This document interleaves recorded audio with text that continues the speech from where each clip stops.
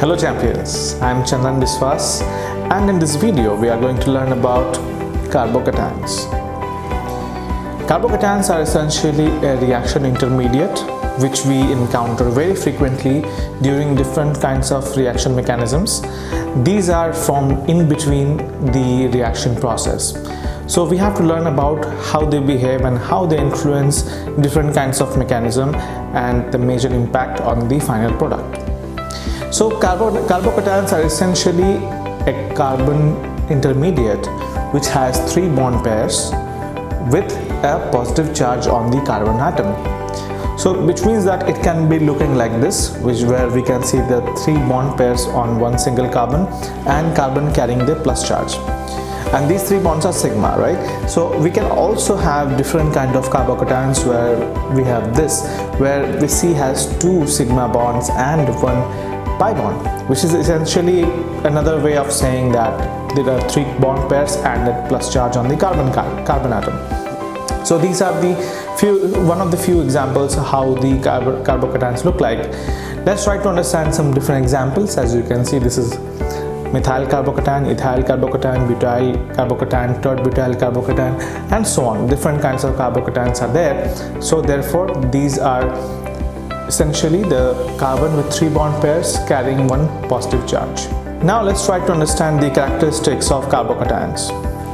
The first thing is that the carbocations can be sp2 or sp hybridized carbon atoms, which means that carbon will be having either connectivity of 2 or it can have 3, not more than that. So therefore these 2 are the possible cases. The next point is that the bond angle in the carbocations, it can be either 120 degree if it is bonded with 3 sigma bonds and 180 degree if it is attached with 2 sigma bonds. So basically these are the 2 bond angles which are performed here. The third property is that carbocations are diamagnetic species. Diamagnetic means they don't have any unpaired electrons, so therefore they are weakly repelled from a magnetic field. And the next one is that they can be classical. Classical means that they can be of straight chain carbocations. For example, they can be in a ring. So these are the examples of classical carbocations. Or they can be non-classical. Non-classical carbocations include the carbons which exist on a bridgehead carbon, like this example as you can see here. So these are the examples of different carbocations which can be formed. Now let's try to understand what are the factors which will result to the stability of carbocations. So now carbocation where the carbon already carries a positive charge, we need some groups or substituents to that carbon which try to increase the electron density on that carbon.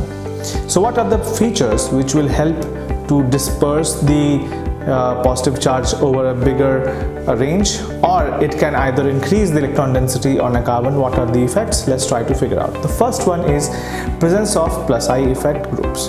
The groups which show plus I effect, which means they will try to force the electron density into that positive charge cation. So these are the examples of groups which show plus I effect. If any of these groups are present on the carbon which carries a plus charge, it means that it will make it more stable. Right? So increasing a tendency of plus I effect will also tend to increase the stability of such a carbocation. Next thing is the degree of carbon.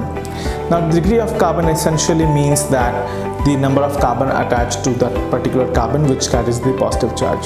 So 3 degree carbocations are more stable than 2 degree carbocation, and therefore 1 degree carbocation is the least stable. So this is the stability order of different degrees of carbocations. The next factor is hyperconjugation, which means the more alpha hydrogens present around that plus charge carrying carbon, that will lead to more stable resonance due to hyperconjugation, and therefore the carbocation will be much more stable. So number of alpha hydrogens is directly proportional to stability of carbocations. Another factor which stabilizes the carbocation is plus M effect of any carbon which carries any group which carries a lone pair. For example, OH, OR, Cl, F. These things, if it is attached to the carbocation, it means that the resonance of that lone pair will try to stabilize those carbocation intermediates. Overall, the different general stability of carbocations is this given order. So there are different carbocations arranged in increasing order of stability. So due to this, we can easily compare the different levels of stability of different carbocations. However, there are few exceptionally stable carbocations, as you can see on the screen. These two carbocations are especially and exceptionally more stable among all these given carbocations due to special mentions of some phenomenon known as the dancing resonance, which is present in the cyclopropyl carbocation, and the normal aromaticity, which is present in these two carbocations due to the formation of an aromatic ring. So these are the factors which will try to stabilize a carbocation. And the next factor is rearrangement. The carbocations can rearrange themselves to form a better stable carbocation by doing either of these three factors. Number one is hydride or alkyl shift. Then next one is ring expansion, which means basically they just expand the ring in such a way so that the degree of carbon becomes higher. And the third one is ring contraction, if it is a carbon ring which is greater than 6 members. So they will contract themselves to become more and more stable. So that's all for carbocations. I will see you in the next one.